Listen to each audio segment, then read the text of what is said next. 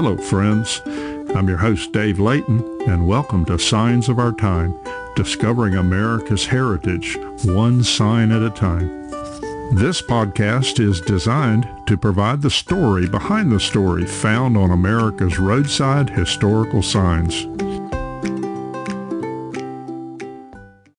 Today's episode takes us back to the dusty back roads of the 1930s, to a time of bank failures, red lines, and desperation, when two young outlaws became unlikely folk legends.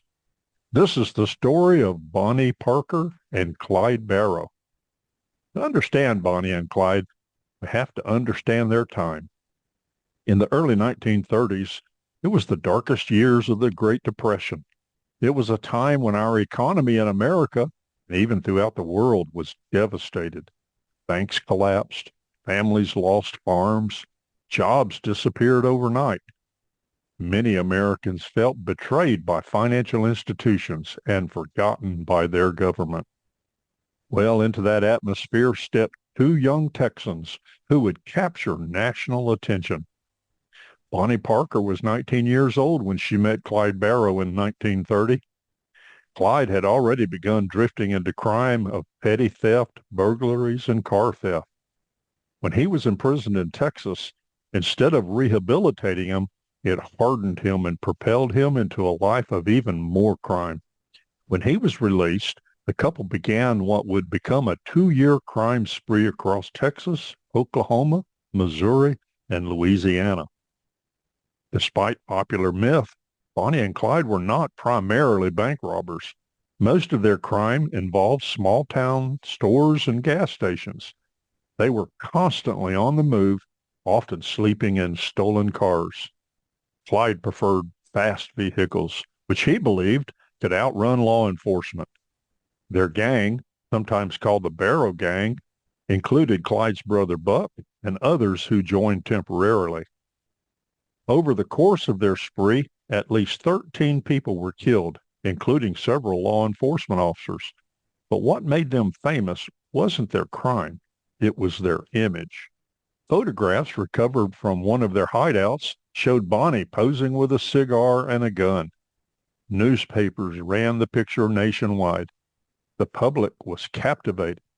In a struggling nation, some saw them not as murderers, but as rebellious figures striking back at banks and authority. The press helped turn them into celebrities. Their story tragically ended on May 23, 1934, near Gibbsland, Louisiana. A posse, led by former Texas Ranger Frank Hammer, tracked their movements and set up an ambush along a rural road. When Bonnie and Clyde's stolen car approached, officers opened fire. More than 100 rounds were fired in a matter of seconds, and the car was riddled with bullets. Their violent end only cemented their legend. In 1967, the film Bonnie and Clyde, starring Faye Dunaway and Warren Beatty, reintroduced the story to a new generation. The movie romanticized their rebellion and influenced American cinema with its stylized violence and anti-hero narrative. But behind the mythology remains a harder truth. Real lives were lost. Families grieved. Communities lived in fear. Today, roadside historical markers in places like Gibbsland remind visitors where their story ended. These markers don't glorify, they contextualize. They ask us to remember the whole story. Bonnie and Clyde were not Robin Hoods. They were young people shaped by poverty, poor decisions, and escalating violence. Their fame came through the lens of a media culture hungry for sensation. Well, friends, there you have it. A story behind the story from America's historical signs and markers. I hope you enjoyed this episode. I invite you to subscribe and continue listening as we bring more episodes about the rich heritage of our great nation. I'm your host, Dave Layton, and thank you for listening, and safe travels.